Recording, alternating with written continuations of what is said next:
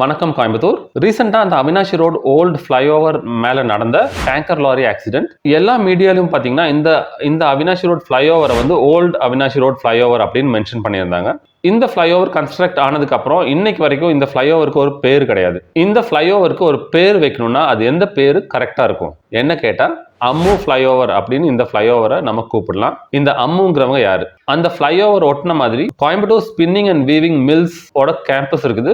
இந்த மில் பாத்தீங்கன்னா சுமார் 100 வருஷத்துக்கு மேல அந்த ஏரியால ஃபங்க்ஷன் ஆயிட்டு இருந்துச்சு. அப்கோர்ஸ் இதை வந்து ஷட் டவுன் பண்ணி பல வருஷம் ஆச்சு. 1946 அந்த மில் ஒர்க்கர்ஸ் வந்து ஒரு ப்ரொடெஸ்ட் நடத்துறாங்க, சம்பளம் ஜாஸ்தி வேணும்னு சொல்லிட்டு. அந்த ப்ரொடெஸ்ட் எங்க நடக்குதுன்னா இப்ப இருக்கிற அந்த ஃபிளைஓவர் அதை ஒட்டின மாதிரி இருக்கிற அந்த ரயில்வே ட்ராக். ப்ரொடெஸ்ட் பாத்தீங்கன்னா இனிஷியலா பீஸ்ஃபுல்லா தான் இருக்கு.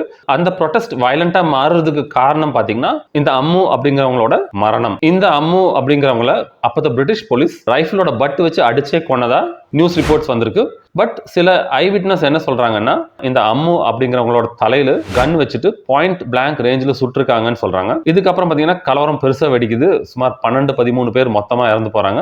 இப்படி அந்த மில் ஒர்க்கர்ஸோட ரைட்ஸுக்காக ப்ரொடெஸ்ட் பண்ணி உயிர் விட்ட அந்த அம்மு அவங்களோட பேரு இந்த ஃபிளைஓவருக்கு வச்சா பெர்ஃபெக்டா இருக்கும்னு நான் நினைக்கிறேன்.